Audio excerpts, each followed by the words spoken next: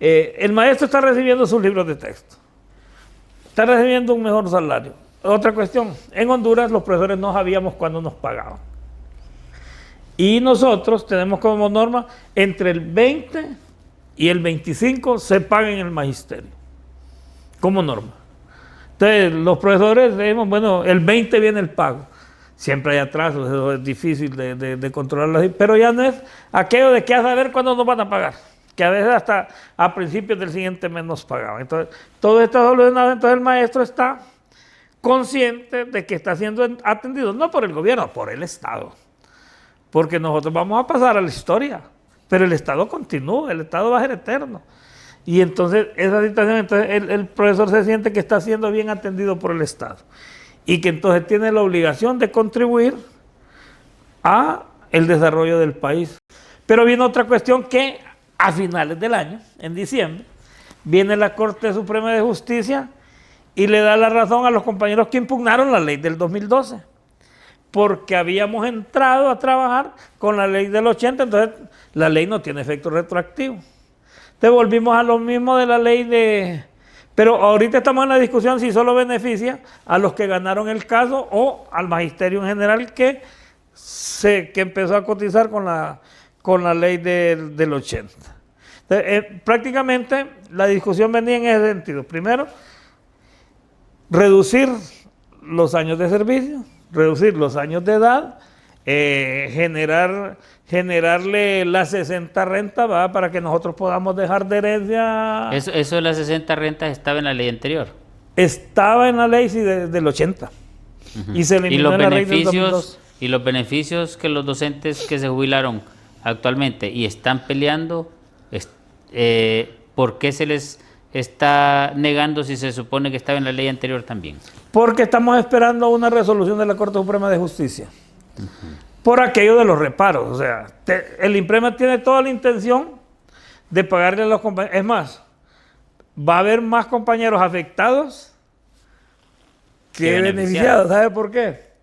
Una de las cosas que tenía la ley, o que tiene la ley actual que está vigente, es que su jubilación viene en base a valores presentes. O sea, yo empecé a cotizar cuando la Coca-Cola valía 2 lempiras, digamos, para decir algo. Ahora vale 14, 16. Entonces, todo ese índice de inflación, todo el costo de la vida, toda la cuestión que tiene que ver con el Producto Interno Bruto, traído a la actualidad, entonces hubo gente que se jubiló hasta con el 110%.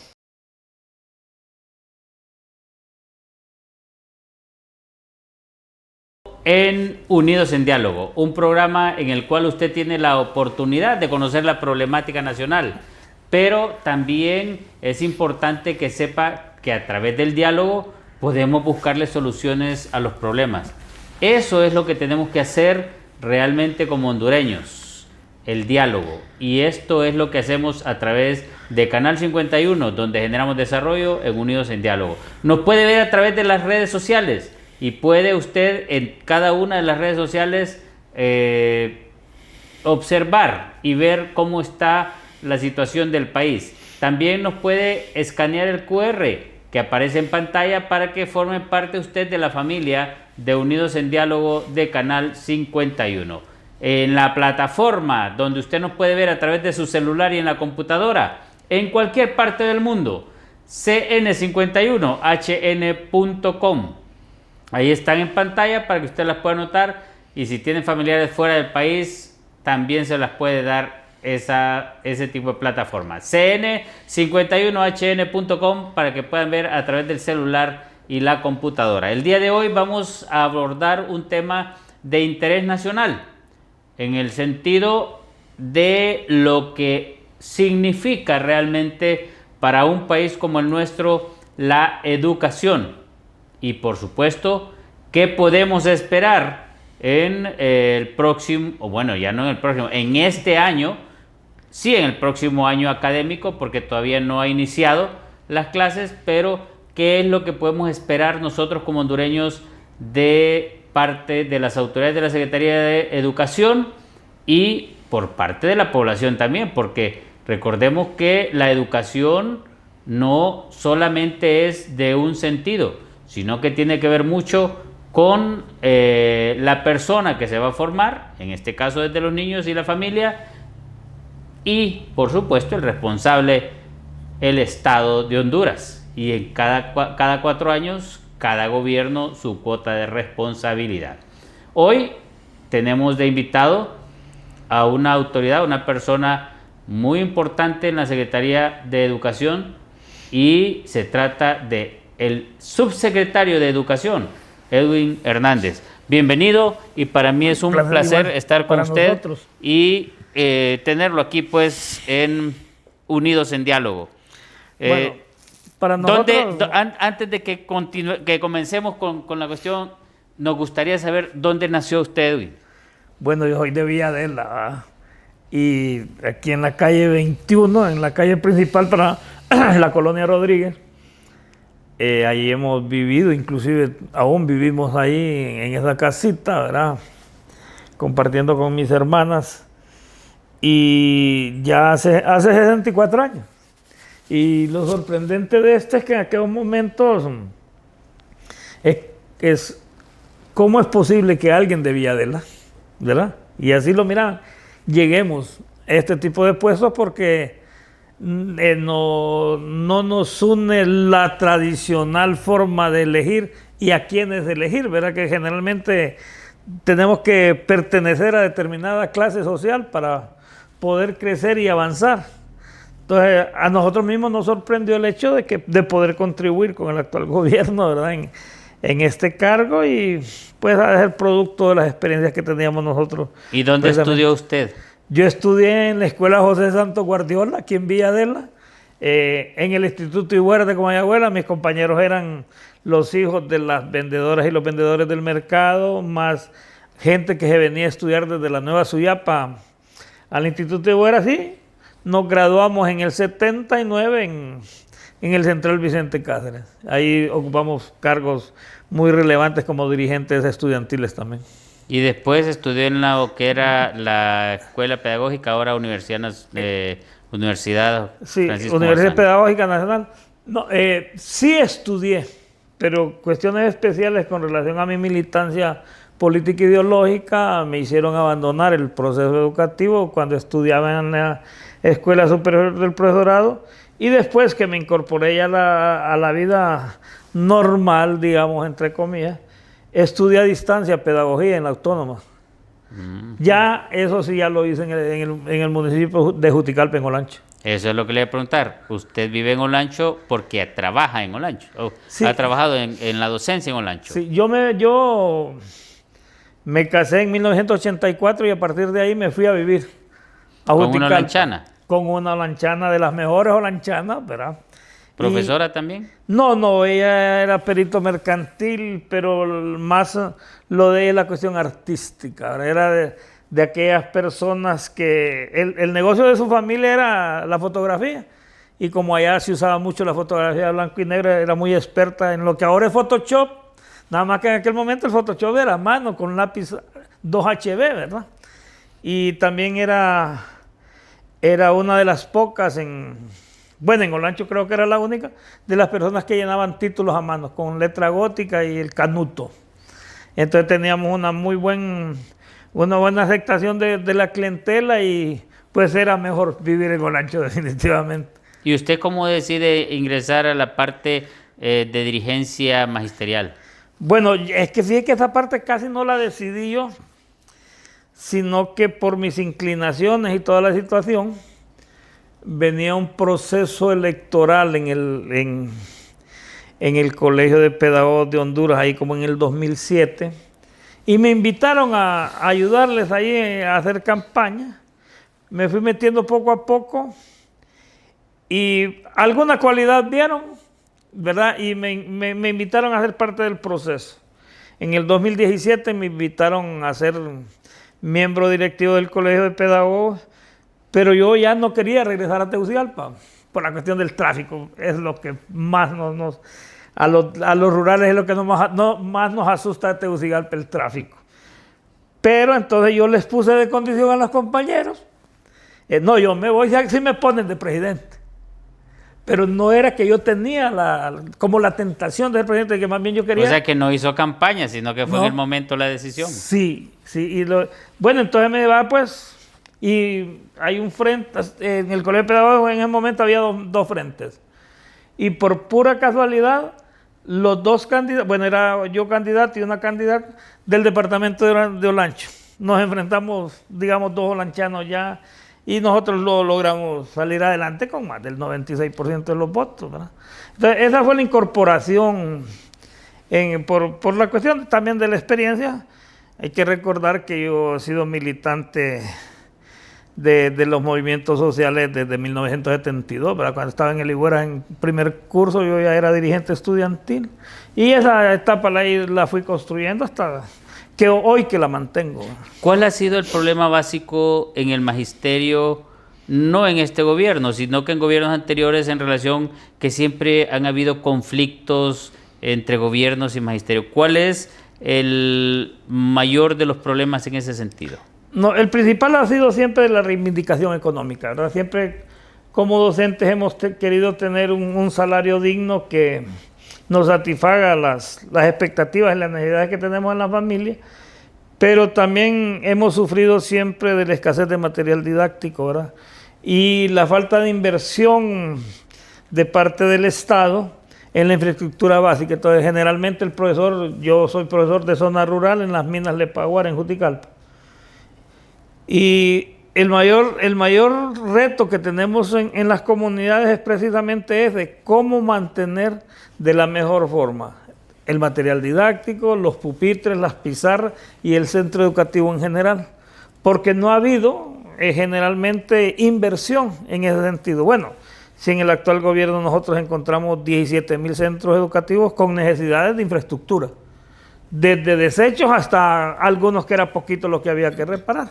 En cada presupuesto de cada año, que es un instrumento para generar desarrollo en los países, en el sentido de los gobiernos anteriores, en todo gobierno siempre hay una partida específica para ese tipo de situaciones que usted dice. ¿Qué o cuál fue el problema que en ningún gobierno anterior hicieron lo que debieron haber hecho con ese presupuesto para cada una de las escuelas, de tal forma que se va deteriorando? Mire, es que... Y la pregunta se la hago porque si sucedió eso y no se encuentra cuál es el problema, no se resuelve y entonces va a continuar posteriormente ese mismo problema. Mire, yo siempre lo manejé cuando era dirigente magisterial, que es que había un ataque ideológico contra la salud y la educación. O sea, venía un lineamiento de América Latina en relación al neoliberalismo de privatizar la salud y la educación. Si usted recuerda, hicimos una fuerte lucha en el 2019 para defender la salud y la educación con la plataforma para la defensa de la salud y la educación. Es que había una especie de manipulación en cuanto al deterioro de la educación pública para que el pueblo hondureño dejara de confiar en su educación y salir a la privada. Y como estaba desacreditado la educación y la salud en el país, entonces era fácil. Entonces, entregar tanto los bienes de educación y de salud a los empresarios. Esa en sí era la principal causa. Había presupuesto, pero no se invertía porque se estaba apostando al deterioro de la salud y la educación. Lastimosamente sí, es una cuestión de tipo ideológico en la cual pues que cada gobierno define qué es lo que quieren entregar, ¿va? ¿A favor o en contra del Pero por Estado? ejemplo, las partidas están en los presupuestos. Sí, y se desvían. O sea, hay partidas en los presupuestos específicas, sí. Una para salarios, una para mantenimiento, otra para lo que es eventualidades, para capacitaciones, material etcétera. Didáctico, capacitaciones especial, etcétera. Sí, por eso le decía yo, sí existía un presupuesto, pero como aquí... Pero no han encontrado ustedes para dónde lo desvían, porque si ha sido así, eso tiene que buscársele la forma de cómo no se siga desviando a futuro. Sí, se invertía en otras situaciones. Ya sea que se trasladaban los fondos a la policía, al ejército, a otras zonas, para el caso vaya... Eso me parece imposible porque yo he sido estado en ese tipo de instituciones y es imposible que usted le pase de una institución a otra de esa forma. Eso, en esa institución de educación lo que tiene que buscarse es para dónde se desvió, que pudo haber sido para salarios, que es imposible tampoco si no se hacen los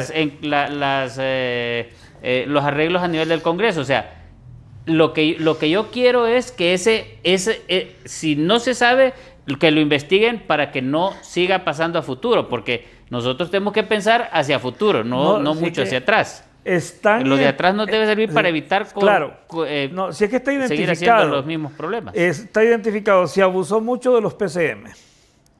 Entonces, por medio de los PCM, entonces, pasa en todos los gobiernos, inclusive en este. ¿Verdad? Que una secretaría no cumple con las metas, no cumplió con la inversión, no realizó el gasto necesario, entonces en el mes de junio, digamos, ha ejecutado el 10% de su presupuesto, para decirle algo. Entonces viene finanzas. ¿Y sabe por qué me río? Porque alguna de las exministras de salud en un momento determinado, alegre, dijeron que habían ahorrado el 60% del presupuesto, pero por eso me reí en este momento. Sí. Sí es bueno usted que diga esas cuestiones, porque eso es lo que debemos de hacer como hondureños. Los problemas existen, busquémosle soluciones, porque el país es de nosotros, es de todos. Entonces busquemos que las cosas no sigan ocurriendo de la misma manera equivocada. Sí, entonces la Secretaría de Finanzas, como lleva todo el control, ¿verdad?, de las finanzas de toda la Secretaría de Estado, identifica que determinada secretaría no está cumpliendo con el gasto, entonces buscan el dinero y lo mandan para algún sector que se quiera, construcción de viviendas, para el caso. Que se hayan hecho no, pero para ahí se fueron, construcción de hospitales, compra de medicinas, todas las situaciones. Entonces, Finanzas viene, identifica los fondos en otras secretarías y las traslada. Me imagino que eso es lo que pasa en educación, porque como le digo, es que en educación había falta de voluntad. Podemos recordar que en uno de los años de los gobiernos anteriores hubo un concurso docente, ¿verdad?, para optar a plaza, y se aplazó al 92% de los docentes. Pero fue manipulada con el fin de seguir desprestigiando la educación pública, y para eso se prestaron dos organizaciones que ahora hablan mucho de rendición de cuentas, ¿verdad? No las voy a mencionar porque no tiene caso, pero esas organizaciones que en aquel momento aceptaron que el manejo inadecuado de los fondos, ahora quieren levantar la cara queriendo hacer acusaciones en este momento, ¿verdad? O sea, nosotros estamos cumpliendo prácticamente con la reconstrucción e intervención, digamos, de 5,000 centros educativos en estos 3 años. Cuestión que nunca había visto. Es la inversión más grande en América Central en recuperación en recuperación de la infraestructura escolar, ¿verdad? Y nos falta mucho que hacer. Nos faltan 12,000 centros. De hecho, por tanto abandono de mucho tiempo atrás, es imposible que en 1, 2 o 3 años se pueda hacer mucho, pero el hacer significa que cada gobierno haga lo que le corresponda. Correcto. Y en este Para sentido, eso fuimos nombrados. Exacto. Y en ese sentido, lo otro que me interesaría a mí saber, porque usted ha sido dirigente magisterial, ¿qué ha pasado con la dirigencia magisterial? Que en cierta forma, se lo puedo decir, aunque han habido muchos huelgas o paros laborales o brazos caídos en gobiernos anteriores, nunca se puso el dedo en la llaga de ese tipo de desvío de fondos, porque parte de que en el país hayan corruptos es que los demás no los denunciemos a tiempo, sino que dejemos que pasen. Y ya vemos quienes fomentamos la corrupción también. Ese es otro problema. Mire, para nosotros fue fácil la situación, porque la tarea que nos encomendó la compañera presidenta fue precisamente eso. Cipotes, nos dijo a los 4. Cipotes, ustedes saben de educación, ustedes son profesores. Ustedes saben las necesidades que tiene la educación. Por lo tanto, con ustedes va a ser más fácil administrar la educación del país. Y nosotros como éramos los que encabezábamos la lucha callejera también, ¿verdad?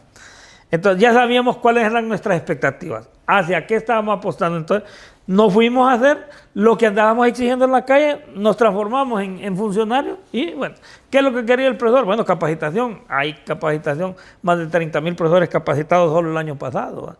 Elaboración de material didáctico, bueno, ahí están las cifras, nosotros ¿En qué se capacitaron esos 30,000 docentes? Como vamos trabajando en una nueva currícula, entonces en la actualización curricular, sobre todo en el manejo de metodologías y técnicas, pero por el otro lado también el manejo de precisamente la tecnología, que nos está metiendo a un gran problema porque, digamos, mientras nosotros estamos proponiendo ir desarrollando esta transformación en función de la tecnología, la semana pasada el compañero Lula creó la ley Lula da Silva para la educación, que es la eliminación por completo del uso de tecnología en horarios de clase. Los cipotes y cipotas en Brasil no pueden tener computadora, tablet o teléfono a menos de que sea en una clase determinada.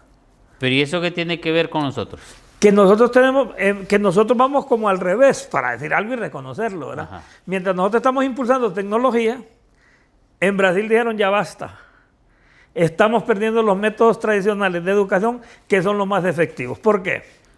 Nos estamos dando cuenta. Entonces, como estamos con el uso de la tecnología, hemos dejado de escribir. Hemos dejado de usar la tijera. ¿Se acuerda cuando usted estaba en el kinder en aquellos tiempos? Sí, que tiene que ver mucho con nos ponían a amarrar un hilito, nos podían cortar al antojo nuestro, pero es que nos estaban desarrollando motor fino y motor grueso. Con el uso de tecnología nos olvidamos de motor fino y motor grueso. Entonces, ¿qué viene? Hay menos guitarristas. Porque como no desarrollaron los motores, ¿verdad? Cuando eran niños, entonces hay un poquito de dureza en los dedos, en el manejo y todo eso. Pero y tiene que, o sea, no es que vamos a expulsar la tecnología, pero cada quien en su campo. yo tengo una inquietud, por ejemplo, en educación, y le he manifestado en varias ocasiones, que nosotros, y tal vez le puede quedar como inquietud a usted, nosotros como país tenemos que ver realmente las necesidades del país. Sí. Eso es en primer lugar. Y en segundo lugar, lo que tenemos que ver es cómo hacemos la posibilidad de que el hondureño tenga la capacidad de satisfacer sus necesidades básicas. Claro. Y para poder satisfacer sus necesidades básicas, tiene que conseguir dinero. Y para conseguir dinero tiene que trabajar. Y para poder trabajar, tiene que tener una preparación para que pueda ser efectivo su trabajo en un momento determinado. Entonces, en esa consonancia, las inquietudes que yo he tenido siempre, y se las voy a plantear a usted, para que le queden con mi inquietud a usted, tal vez podemos hacer algo por este país. Por ejemplo, deberíamos de cambiar los ejes de educación, y desde mi punto de vista, por lo menos 4 a 5. Entre ellos, la investigación científica, claro, desde preescolar. Enseñarle a... Por supuesto, no vamos a enseñarle a hacer un televisor desde preescolar. Buscar sus inquietudes. Pero, por ejemplo, usted puede empezar a hacer un imán de un clavo y cable y todo. Eso es parte de la investigación que usted le está empezando a enseñar desde preescolar. Y que se abandonó. Bueno, pero eso es lo que tenemos que empezar nosotros para que tengamos el desarrollo, no solo guitarristas, porque el cerebro se lo va a desarrollar con la investigación. Luego, lo que es un segundo idioma. Luego, lo que es la tecnología que usted acaba de mencionar con la computación, y ahora que está lo de la inteligencia artificial, va a ser imposible que ese es un error. Ese es un error, que dejemos de ver la parte tecnológica. No, en el centro educativo. O sea, ya el alumno no va a andar su teléfono. Esa es la ley Lula. Bueno, pero en el país tiene que cambiar. 4, yo creo que tenemos que ver nosotros en la moral y cívica. E incluso... Rescatarla. ¿Cómo dice? Rescatarla. Es que desapareció incluso yo le voy a decir algo que no sé si a usted le va a molestar, pero es parte de mis ideas. Por eso yo le estoy planteando de mis ideas. La otra es que le dije yo, moral y cívica, pero incluso agregar la lectura de la Biblia en la escuela. Y yo le voy a decir por qué después, aunque usted puede ser que no esté de acuerdo. Y se hace muy importante también en el país ya empezar a cambiarle la mentalidad a las personas con el temor a la matemática, porque el problema es que la matemática, unida con la investigación, con la tecnología, eso es indispensable. La matemática financiera. ¿Por qué matemática financiera? Porque eso le permite al niño, al joven y a un adulto a que pueda ser una persona emprendedora, a generar su empleo y a generar otros empleos y eliminar los dos temores que hay en la educación son matemática y la investigación, ¿verdad? Son dos, usted ve a nivel superior, todo el mundo le tiene un temor a la investigación porque nos han metido en la formación equivocadamente que son difíciles, que son imposibles y que son intocables. Intocables. Entonces, si nosotros tomamos en cuenta esos 5 factores que son parte de mis ideas, no es que usted tiene que compartirlas en su totalidad, pero como ciudadano y usted como autoridad, yo le planteo en este momento esas situaciones que se las he planteado a muchas personas. No sé usted, en cierta forma, cómo analizaría esos 5 aspectos. Sí, vamos a empezar por una cuestión muy fácil con relación a los BTP, los bachilleratos técnicos profesionales. Mire, ahorita estamos nosotros precisamente tramitándole personería jurídica a las empresas que surgen de esos bachilleratos técnicos, de los compañeros alumnos. Entonces, precisamente, esto tiene que ver con los bachilleratos en procesos agroalimentarios. ¿Qué estamos haciendo nosotros? Bueno, huertos escolares, en las zonas rurales especialmente. Nosotros ya tenemos más de 1000 productos certificados para la venta, como Secretaría de Educación, para hacer jaleas, para hacer pastas, toda una situación. Estamos trabajando entonces precisamente en que ya el alumno no piense en salir a vender su fuerza de trabajo, que sea trabajador, sino que le estamos creando y como parte de la metodología. Un emprendimiento. Sí, sí, digamos, antes sabía que ir a hacer la práctica a una empresa. No, los hipotes van a hacer la práctica en su propia empresa. ¿Cómo van a fabricar las jaleas? Partiendo de la producción, o sea, van a desde sembrar y crearle valor agregado a sus productos. Entonces, precisamente mañana yo tengo una reunión porque necesitamos darle la personería jurídica. Por otro lado, tenemos en las escuelas agrícolas también cooperativas de alumnos. Gracias a Consucop, nosotros logramos inscribir en un tiempo récord las juntas directivas y estas mismas cooperativas de alumnos, para que ellos tengan su propio capital semilla, que logren trabajar, que inviertan y que no se vayan gastando el dinero, sino que, bueno, parte de la manutención y parte de mantener la empresa. Esa es una parte. Con la otra que me llama mucho la atención y que usted habla del inglés como segunda lengua. Puede ser inglés, mandarín, sí, si eso es lo que tenemos que ver nosotros a nivel de la economía mundial. Ahorita estamos trabajando en esto. Desaparecieron las escuelas normales. Un error, fuerte error, que en un país como el nuestro desaparecen las escuelas normales. Bueno, nosotros las revivimos, este es el tercer año. Este año tenemos la primera promoción de profesores bilingües. Abrimos las normales pero bilingües. Tenemos 6 que gradúan este año, pero ya tenemos 10 normales. ¿Cuántos van a egresar más o menos? Yo estoy pensando en que, mire, como eran proyectos pilotos, no teníamos cursos mayores de 40. Entonces, aproximadamente van a ser unos 240 profesores bilingües. Excelente. Y tenemos escuelas bilingües ya.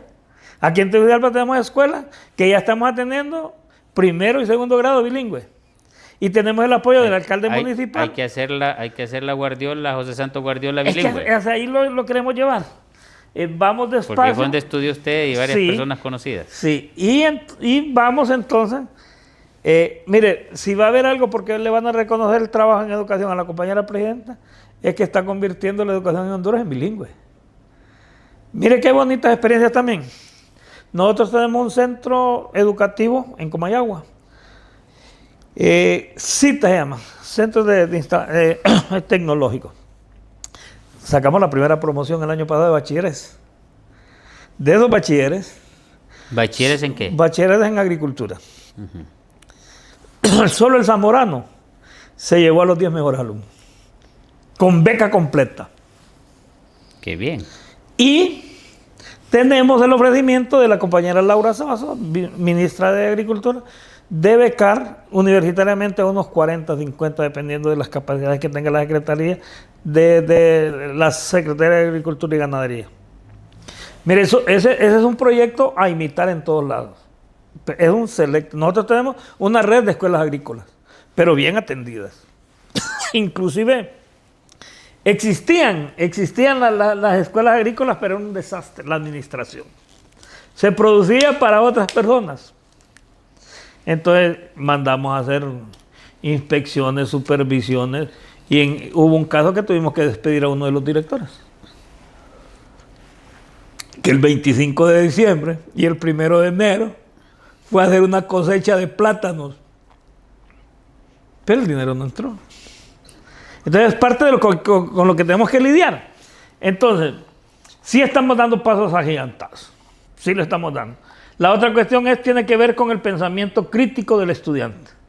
Hacia allá es nuestra meta.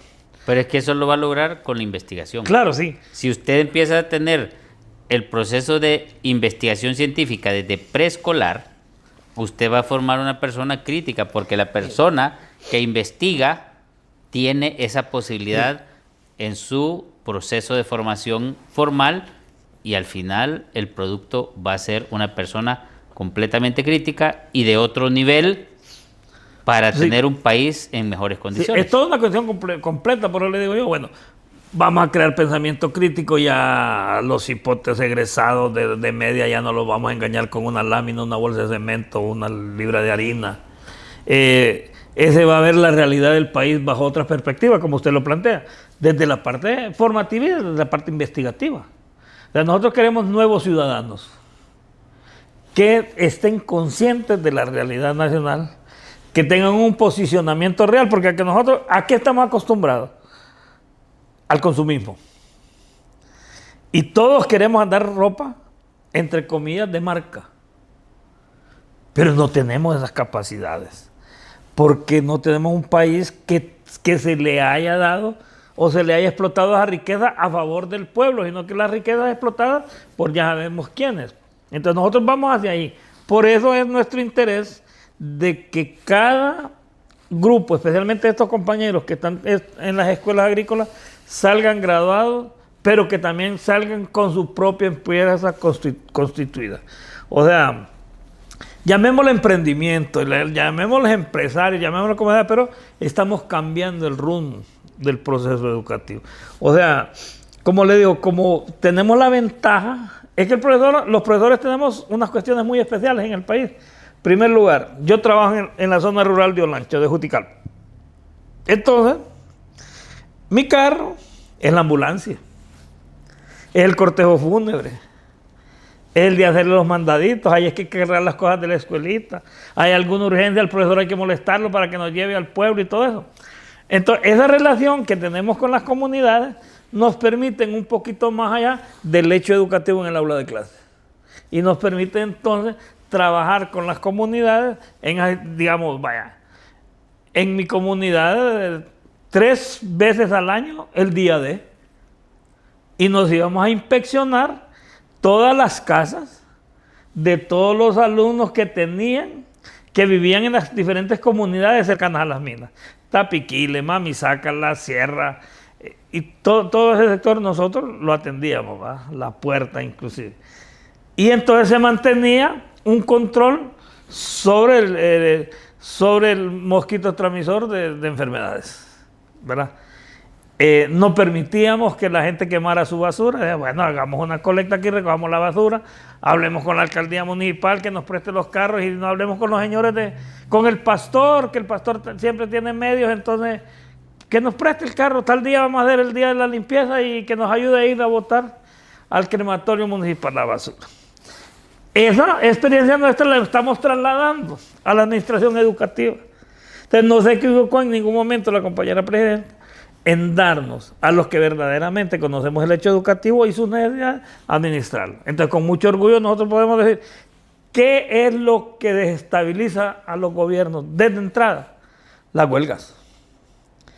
Y en todos los sectores las huelgas de una u otra forma afectan. Sí. Pero el país realmente necesita que pensemos como hondureños y como hermanos y como seres humanos que queremos tener un mejor futuro, queremos tener nuestras necesidades básicas en condiciones adecuadas, satisfechas.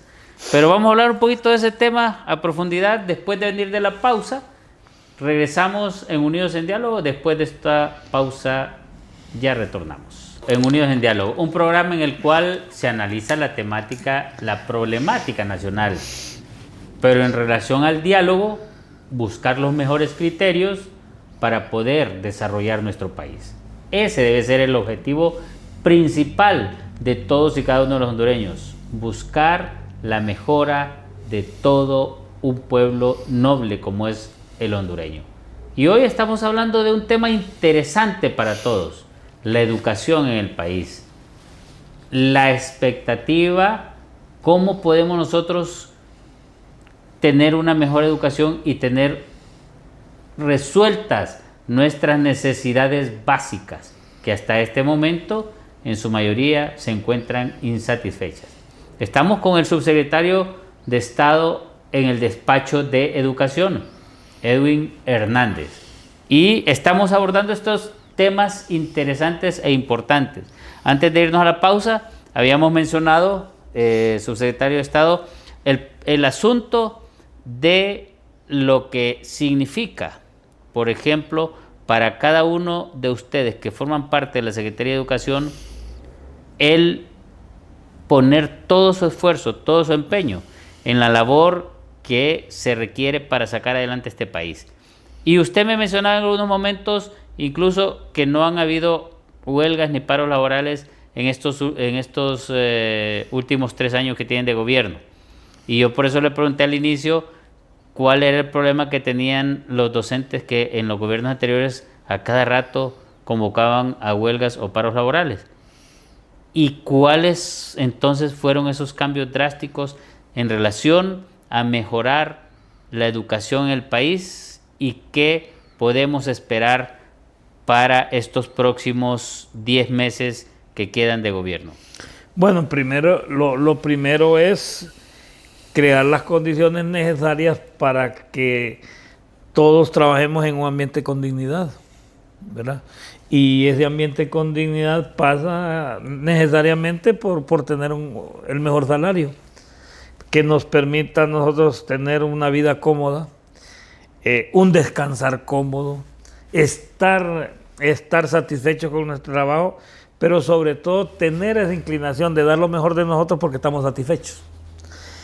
En los últimos 2 años ha habido las más grandes reajustes salariales en la historia de Honduras para los docentes, e inclusive este año ya teníamos programado los respectivos aumentos salariales, pero este problema que se nos está dando al interior del Congreso Nacional con relación a la aprobación del presupuesto nos va a atrasar, no solo en el hecho de no poderle dar un aumento salarial digno a los profesores, sino que también nos va a atrasar en la cuestión de la reconstrucción del sistema de infraestructura, la edición de material didáctico, pero sobre todo también la inversión en general en la educación. Mire que nosotros estamos elaborando libros de texto, pero estamos cambiando la fisonomía.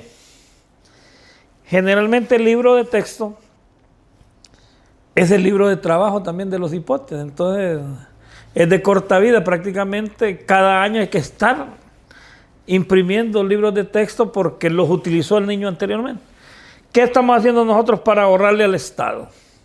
Tenemos el libro de texto impreso y entregado a los alumnos, pero a la par tenemos también otro cuadernito más chiquito que es el de las labores.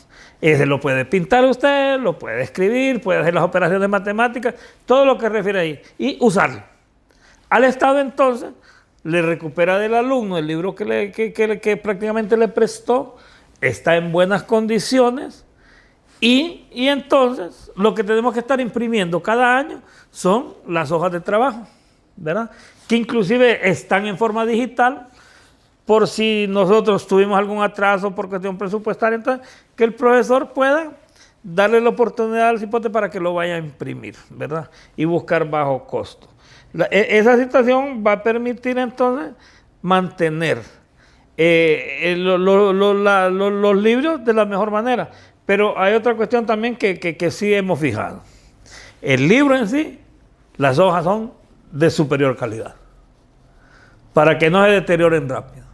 Entonces son ya no es papel bond 16, bond 20, sino papel que satinado. Papel satinado, papel fuerte, que sea difícil de que se deteriore. Eso normalmente se ha hecho en las escuelas y colegios privados. Correcto. Y en Estados Unidos y en otros países. Sí. Correcto hacerlo aquí en nuestro país. Y funciona, y nos ha funcionado y nos está funcionando.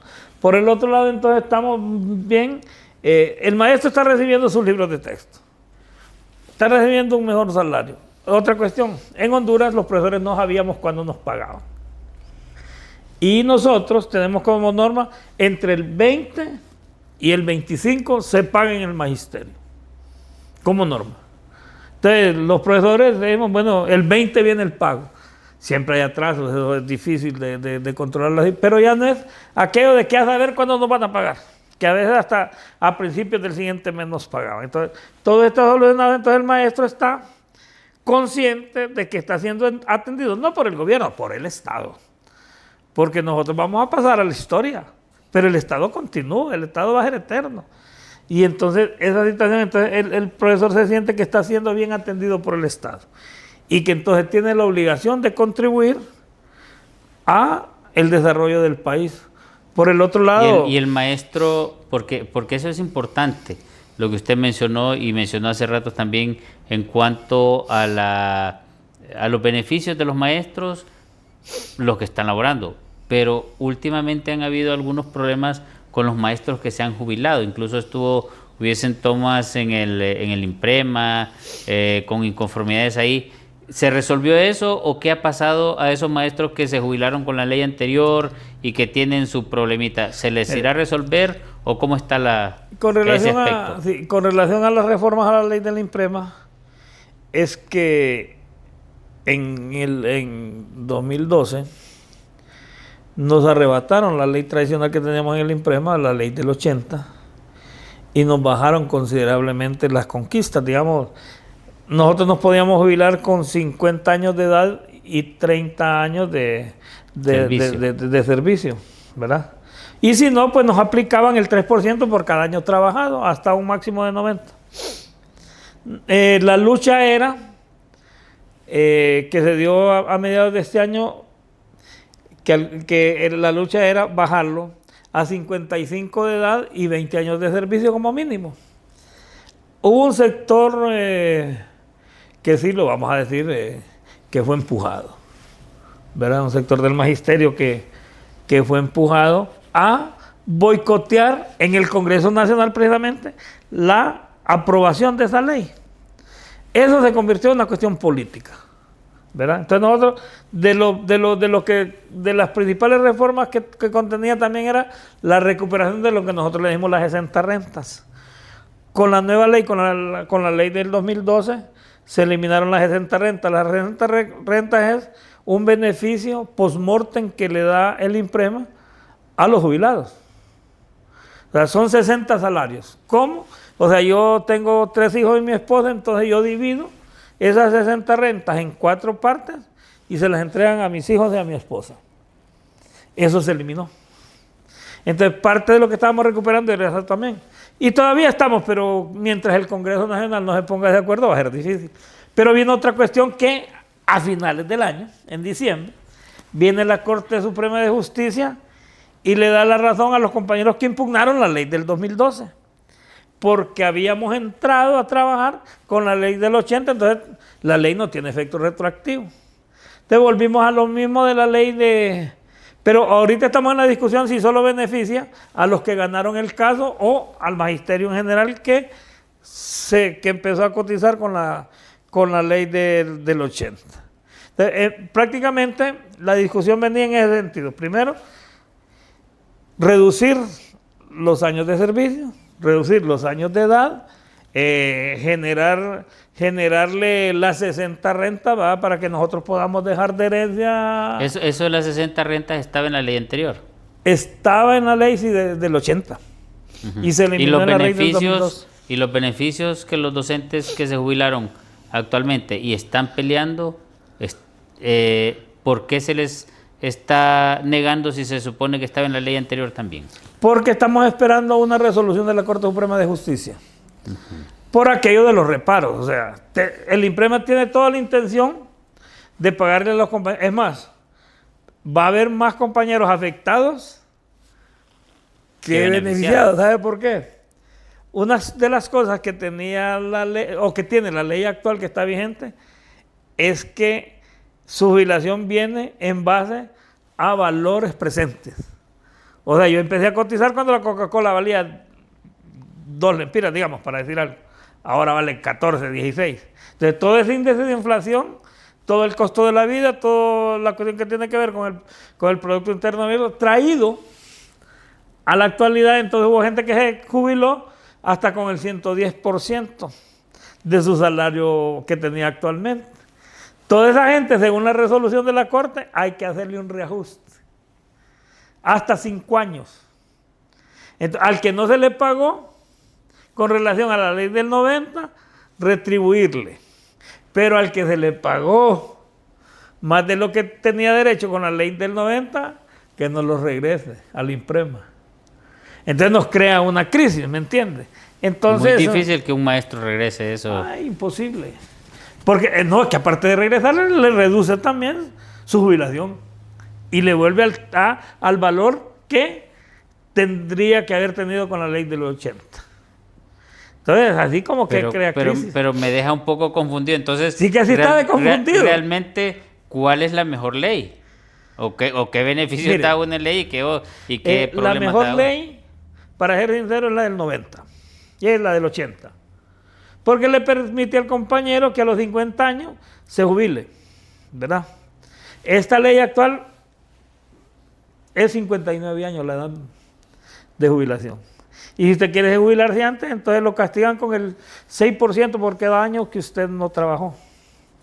Entonces, por eso nosotros estamos en la lucha, era por el 50, porque el compañero se retirara a los 55 años, ¿verdad? Bajarle por lo menos 4 años. ¿Con la nueva ley a los cuántos años se tiene que jubilar? A los 55. ¿Y con la antigua a los 50? A los 50. Pero son pocos años relativamente. Son pocos años, pero que inciden en el rendimiento docente. No, de hecho, eso es agotador, ser docente es agotador. Pero, y ese reparo que usted habló, por ejemplo, porque hay unos docentes que están gozando, pero hay otros que probablemente hayan fallecido. ¿Cómo se va a hacer en esos casos? Bueno, lo de los fallecidos va a ser imposible recuperarlo, ¿verdad? Pero en los que todavía están vivos, se va a tener que hacer el reajuste. Pero nosotros estamos, por el beneficio de los compañeros docentes, solicitamos, antes de que fuera de vacaciones la Corte Suprema de Justicia, que aparte de que dio ya la sentencia, que nos explique qué vamos a hacer en cada uno de los casos. ¿Por qué? Uno, porque no queremos crear injusticias contra el docente jubilado. Sí, porque sería injusto quitarle los beneficios a un docente. Pero por el otro lado también tenemos que blindarnos, digamos. Actualmente yo soy el presidente de la Asamblea de Participantes y Aportantes del INPREMA, ¿verdad? Por delegación del compañero ministro. Si la APA, así se llama la APA, la Asamblea, no toma las medidas correctas, puede ser reparado también. Y yo sí me he cuidado en eso, por recomendación de mis hijos. Sí, porque ¿verdad? El problema es que si lo reparan, entonces ya no va a tener jubilación usted como maestro. Sí, me van a quitar mi jubilación y todo. ¿Me entiendes? Entonces, todas esas cuestiones que hemos preferido que nos dé dictamen. ¿Y por qué no se sientan realmente con los maestros afectados y con los maestros que tienen esa cuestión para buscar el punto de encuentro mediante un diálogo y que salga el beneficio realmente para todos en forma equitativa? Porque precisamente nos tiene que dar la línea de acción la Corte Suprema de Justicia. ¿A quién afecta y a quién beneficia el dictamen que dieron ellos? Porque, digamos, en este momento ya nosotros no tenemos opción a ese tipo de negociaciones, sino que tenemos la obligatoriedad de cumplir con la ley, punto. Eso es lo que ordena la Corte. Y entonces, si nosotros vamos y hacemos una negociación, va a ser una negociación que va a beneficiar al docente, ¿verdad? Pero va a afectar al INPREMA. Y a los que están administrando el INPREMA son los que les va a caer en todo el Tribunal Superior de Cuentas en su momento, por no haber defendido los intereses del INPREMA. Y el asunto es que si el INPREMA va deteriorándose económicamente, los que se van a jubilar posteriormente no se van a jubilar. No se van a poder Sí, jubilar. Mire, pero es que hay una situación, mire qué interesante que nos metimos al tema del INPREMA. La banca privada hondureña, coyote, ¿verdad? Le pagaba al INPREMA, el que más le pagaba 2.4 de interés. Entonces, pero es que hay mucha tela que sí, cortar. sí, claro, correcto. Y usted la de Sí, saber. correcto. Entonces, mire, vinieron los compañeros interventores del INPREMA. Lo que se vencía rápido, 500 millones de lempiras. Entonces vino el banco y comunicó al INPREMA que ya está por vencerse los 500 millones, entonces podemos de nuevo hacer con las mismas condiciones, 2.4 de interés y todo eso. Entonces el INPREMA les dijo, no, mejor cóbrennos por guardarnos el dinero, pero no se los vamos a ceder a esos intereses. Pero mire que van a perder, no importa, vamos a perder como INPREMA. 2 semanas aguantó el banco y la primera oferta que hizo fue 7%. Solo ahí recuperamos 3.5 de interés a favor del INPREMA, más del 100%. ¿Y con Palmerola cuánto gana el INPREMA? Con Palmerola es muy bajo el interés y hasta ahorita está pagando solo interés. Tanto el INPREMA como PIA, le decimos nosotros, es que está PIA, está Alutech. PIA es Palmerola Internacional. Ay, pues. Entonces está Palmerola, está Alutech. ¿Qué es el centro gubernamental? No, Alutech es otra empresa del mismo dueño de Palmerola que se dedica a la cuestión de estructuras metálicas. Ahí no, ahí es que aparte de haber dado un préstamo, nos obligaron a ser socios de Alutech. De Alutech. Y por el otro lado, la administración del centro. ¿Y cuánto cívico, ganan bueno, en eso? ¿Ganan más o menos que en lo que en un banco? Mucho menos. ¿Menos se gana en una empresa? En esas empresas están, porque como lo negociaron a términos ridículos a favor del empresario, que no, yo no menciono a ese señor porque es pecado mencionarlo, pero allá está con grillete en Estados Unidos, pero no bien. Entonces, es difícil. Bueno. Y entonces, ¿el dinero de INPREMA qué se ha hecho? Ahí está en inversión. ¿A quién le prestamos el pisto? El banco le prestaba el 34% a los profesores. Y mire qué cuestión. Los mismos empleados del INPREMA le decían al profesor que iba a sacar préstamo, es mejor ahí enfrente, váyase. A los bancos que rodean el INPREMA, ¿verdad? Y entonces fuimos haciendo conciencia y despidiendo. Entonces, ahora el pisto que se le prestaba a los bancos, ahora se le presta a los profesores. Entonces, ¿qué hicimos nosotros? Más intereses. Le llamamos plan concreto, que le dijimos al profesor, según sus capacidades, tráiganos todas sus deudas, con los bancos, con los prestamistas, con los usureros, tráiganos las constancias, con las cooperativas. Entonces, agarramos nosotros, compramos la deuda, nosotros fuimos entonces donde sus acreedores, le hacíamos un cheque, o se le hace todavía un cheque, y se le paga la deuda del profesor. Y todavía más le damos pisto en efectivo. Hasta un monto de 1.4 millones creo que le estábamos prestando al profesor.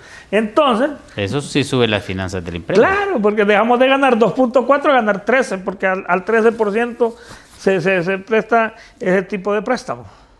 Y tenemos los préstamos fiduciarios, pero ya el profesor ya cree en el INPREMA. Y tenemos otro préstamo, que nosotros le llamamos el rapibono, que el profesor va al INPREMA a sacar el 90% de su aguinaldo y se le presta hasta el 90%. Entonces ahorita, digamos, los profesores están yendo al INPREMA a solicitar el rapibono. Y otra cuestión muy importante en el IMPREMA. Tenemos ya 16 oficinas a nivel nacional. ¿Por qué? El IMPREMA tuvo que ir donde están los profesores, no los profesores al IMPREMA. Entonces tenemos la primera oficina, ¿sabe cuál es la que armamos? Gracias a Dios. Porque era más dificultoso para el profesor venir desde acá a sacar un préstamo, gastaba todo el préstamo Todo en el préstamo se iba en el viaje. Entonces, después, Islas de la Bahía, Ocotepeque. Digamos, mañana oficialmente se abre la ventana de la esperanza. Pero como hay una prohibición electoral de hacer inauguraciones, entonces nosotros respetamos, ¿verdad? Lo que dice la legislación. Entonces nosotros teníamos en esta fecha preparada la inauguración de la oficina de la esperanza, la número 16, solo nos faltan 2. Teníamos preparada la oficina de la esperanza, pero como hay prohibición, entonces los compañeros van a ir a hacer un recorrido nada más, pero no se va a hacer inauguración para respetarla. ¿Hay algún plan para recuperar ese dinero del IMPREMA que está así desperdigado, como usted dice? Sí, lo que pasa es que estamos esperando que dé un mal paso el señor de Alutech y de Palmerola, porque por lo menos en el contrato no la mal redactaron, podemos ser propietarios. Entonces, claro, sería un consorcio estatal, ¿verdad? Porque ahí tenemos pistos todos los institutos de previsión. Tanto en Alutech, en Alutech solo tiene el IMPREMA, en el Centro Cívico y en Palmerola. Y hay otra cuestión, mire qué bonito, en el Centro Cívico nosotros no podemos cobrar directamente lo que nos corresponde mensual. Hay una empresa intermediaria y que es obligatoriamente que esa empresa cobre y nos pague y que se cobre su labor por cobrar. ¿Y sabe qué es lo más interesante ahí? Que el IMPREMA está obligado a pagarle a esa empresa su comisión, haya o no haya cobrado. O sea, los entre comillas, los accionistas, sí, del Centro Cívico no pagaron por X o Y razones. Eso no le importa al intermediario. El IMPREMA le tiene que pagar su tasa mensual. ¿Qué tipo de negociaciones hicieron? O sea, ahora el IMPREMA, vamos también a la cuestión de la edificación vertical. La colonia Mario Membreño, para decir algo, ¿verdad? Y la colonia Monteverde, aquí en Tegucigalpa. Es que ya no se puede seguir construyendo en forma horizontal, tiene que ser vertical, es lo que les decía. Es por las capacidades económicas del público meta. No, y aparte de eso, así como se está construyendo en las Lomas del Guijarro y en otros lugares, Boulevard Morazán y otros lugares, ¿por qué las personas no pueden tener esa oportunidad? Ahora, hay otra inquietud que sí nos gustaría tocar, porque vamos a finalizar casi el programa, es en relación a los concursos. Han habido otras quejas ahí en diferentes zonas del país por los concursos. ¿Qué ha pasado con eso? En el sentido de la preocupación que hay de esos docentes, pero la preocupación del gobierno en el sentido de buscar a los mejores docentes para esos puestos. Mire,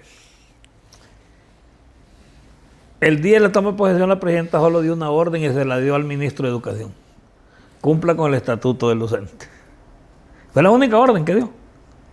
Entonces, en función de eso, nosotros implementamos de nuevo, después de un montón de años de no haber. El último fue ese que le digo que aplazaron a los profesores malintencionadamente. Entonces, llamamos a concurso, de forma legal y con supervisión. Que el problema no es tanto en el concurso, en la adjudicación de las plazas. Ahí es donde se daba el nudo feo que había, porque ahí se daban las negociaciones, las ventas, los chantajes, todas las cuestiones que está mal acostumbrada la gente que no es honesta. Lo que se ha sabido en el transcurso del tiempo que se ha hecho. Correcto, sí. Entonces nosotros llamamos a audiencias públicas. Entonces, con un proyector de multimedia al frente, estas son las plazas que hay en ciencias sociales. Primero, está el compañero, la primera es el traslado, ¿verdad? En la movilidad laboral del magisterio, primero traslado, profesor que se quiere venir de San Pedro para Omoa, para decir algo. Entonces, ellos son los privilegiados. Entonces, el profesor con mayor antigüedad dice, yo quiero esa plaza. trasládenme a esa, pero en audiencias públicas. De ahí vienen los exonerados, que son los compañeros que trabajaron 6 meses consecutivos y entraron legalmente. Entonces el exonerado dice, yo quiero esta plaza. Y por último van los de concurso, en relación al orden, ¿verdad? Al orden. Entonces, de la puntuación. Sí. Entonces ahí no hay ningún problema, porque son públicas. Y puede ir todo el mundo, las cámaras y todo el mundo. Miren, nosotros reivindicamos una profesora que tenía, la primera plaza que dimos fue aquí en Francisco Morazán. Una profesora que tenía 19 años de estar exonerada y no le habían dado su plaza. Una grosería. Fue la primera. Y así fue en todos los lugares. Y mandamos supervisores de TEUS a todos los departamentos. Por cierto, yo recuerdo que a mí me tocó Choluteca. Y querían hacer las triquiñuelas que decían antes. No, espérese. Esto es lo legal. Entonces decía, tal plaza, levantaba las manos. Entonces una profesora decía, profesora, ¿cuántos años tiene? Yo tengo 13 años, 2 meses de estar cubriendo la plaza y quiero trasladarme a esa. Y venía otra, yo tengo 18 años. Entonces a ella le pertenece. Profesora, usted espere. Y también hay compañeros que nos da que el compañero exonerado. Que mire, la plaza que sigue es en Reitoca. Ah, no, muy largo, bueno. Venga aquí, renuncie por escrito a Reitoca. Y cuando aparezca una plaza que a usted le llame la atención, la puede agarrar. Sigue siempre en su listado. Y pues entonces nosotros, buscando eso, ¿y sabe qué? Como los nombramientos, hubo muchos nombramientos irregulares en los gobiernos anteriores, entonces la mayoría de los que tenían plazas e intereses eran pertenecientes a ese partido, que no era el partido nuestro. Pues nosotros dijimos, vamos a respetar la ley. Puede ser del color político que sea, pero la plaza le toca y désela a él. Que eso es lo mejor porque estamos ante hondureños. Entonces, y eso es lo que tienen que dejar ustedes establecido para que no se sigan haciendo las cosas inadecuadamente. Sus palabras finales. No, uno es que, mira, primero agradecerle este espacio que nos permite a nosotros dar nuestro criterio, nuestra verdad. La verdad no es absoluta, pero es la nuestra. Que nos permite. Pero es lo que está haciendo. Es lo que está haciendo. Por el otro lado también, que el pueblo hondureño tenga fe en su educación. Estamos buscando la forma de hacerlo mejor. No somos perfectos, pero estamos en el camino de hacer las cosas de la mejor forma. Tal vez el camino de la perfección nunca lo vamos a encontrar, pero lo podemos buscar aunque no lo encontremos. Pero en ese camino de la perfección vamos.